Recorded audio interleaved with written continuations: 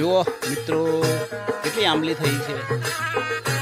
કોઈને હું આપી ના શકું કેમ કે અહીંયા અહીંથી તોડીને ત્યાં ગામડે લાવી અરે ગામડેથી સિટીમાં લાવી બહુ કંટાળો આવે.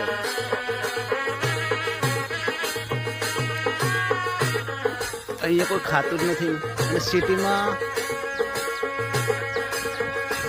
40 રૂપિયા 50 રૂપિયા કિલો છે. અહીંયા કોઈ પક્ષીઓ નાખે કશું નહીં, હોલસેલ થઈ ગયું બધું.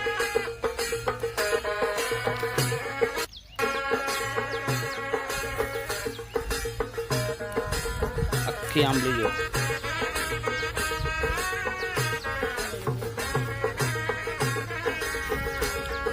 એક વસ્તુ છે કે જે ગામડે ફ્રીમાં મળતું હોય એ બધું સિટીમાં તમારે પૈસેથી મળતું હોય અને અહીંયા ફ્રીમાં મળે તો એ લોકો બધા ઓછું ખાય, જ્યારે સિટીમાં પૈસેથી ખર્ચીને લોકો ખાય કેમ કે ત્યાં બધાનું મહત્ત્વ સમજે. અહીંયા એમને કોઈ લેવા દેવા ના હોય. એ બધું હશે કે ખેતરોનું છે કેટલી એ બધી વૃક્ષોના વૃક્ષો બધા જો અહીંયા કેટલા વૃક્ષો છે બધા જો આ બધી આંબલીઓ છે ને.